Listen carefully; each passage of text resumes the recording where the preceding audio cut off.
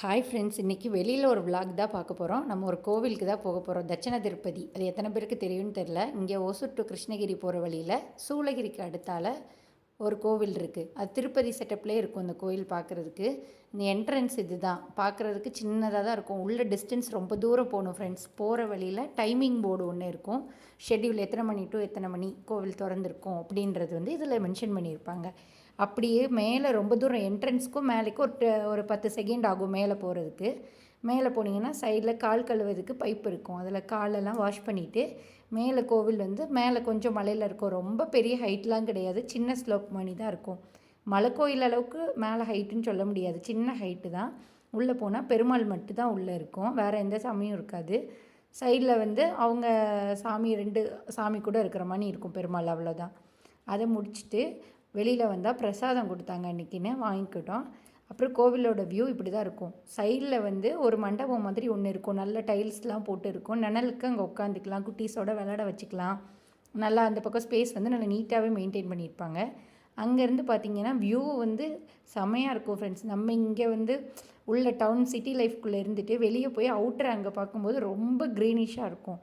எப்படி இருக்குது பாருங்கள். அந்த பக்கம் ஃபோட்டோஸ் நிறைய பேர் ஃபோட்டோ ஷூட்டு அதுக்கெலாம் இந்த கோயிலில் நிறைய பேர் எடுத்து பார்த்துருக்குறோம். நாங்கள் இந்த கோவிலுக்கு நாங்கள் செகண்ட் டைம் இப்போ தான் போயிருக்கிறோம்.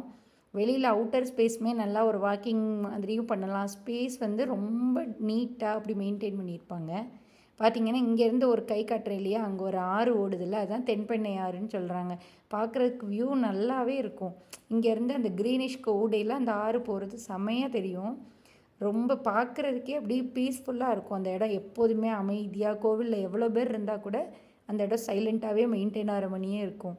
நமக்கும் கொஞ்ச நேரம் அதில் நின்று வேடிக்கை பார்த்துட்டு இருந்தோன்னா அப்படியே ரிலாக்ஸாக இருக்கும். நல்ல கிராமத்து பக்கம் போன மணி இருக்கும் பார்க்குறதுக்கு.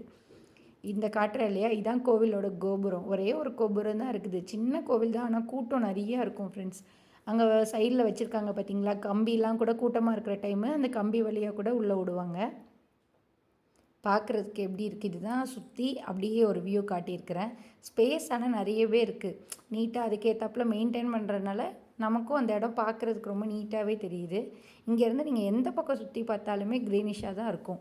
நான் போகிறேன் இல்லையா, இந்த பக்கமும் அந்த பக்கம் லெஃப்ட்டு ரைட்டுன்னு எல்லா வியூவுமே காட்டியிருக்கேன். கோவிலை சுற்றி ஃபுல்லாக உங்களுக்கு அந்த ஊட்டி சைடு எஸ்டேட்லாம் எப்படி தெரியும், அந்த மாதிரி அந்த வயலோட இது அப்படி தான் தெரியும் பார்க்குறதுக்கு. இந்த சைட்லேருந்து இப்போ காட்டுறேன் பாருங்கள். இந்த பக்கமும் அப்படி தான் இருக்கும் வியூ ஃபுல்லாக. அப்படி கொஞ்சம் ஃபோட்டோஸ்லாம் எடுக்கிறதா இருந்தால் எடுத்துகிட்டு அப்படி கிளம்பியாச்சு ஃப்ரெண்ட்ஸ் இன்றைக்கி வெளியில். அப்படி கோவிலை முடிச்சுட்டு வெளியில் கொஞ்சம் தூரம் முடிச்சுட்டு அப்படி வெளியே கிளம்பியாச்சு. காலையிலே ஒரு வளகாப்பு வீடு ஃப்ரெண்ட்ஸ், அங்கே முடிச்சுட்டு அப்படி வெளியே எங்கேயாவது போகலான்னு பசங்க கேட்டாங்க. அதனால தான் கோவில் போனோம் ஒரு ரவுண்டு. அப்படி போயிட்டு வந்துட்டு வர்ற வெளியில் என்ட்ரன்ஸை விட்டு வெளியே வந்தோன்னா இளநீ கடை இருந்தது. ஸோ கொஞ்சம் இளநீ மட்டும் குடிச்சிட்டு அப்படியே கிளம்பியாச்சு. கண்டிப்பாக எப்படி இருந்ததுன்னு மறக்காமல் சொல்லுங்கள்.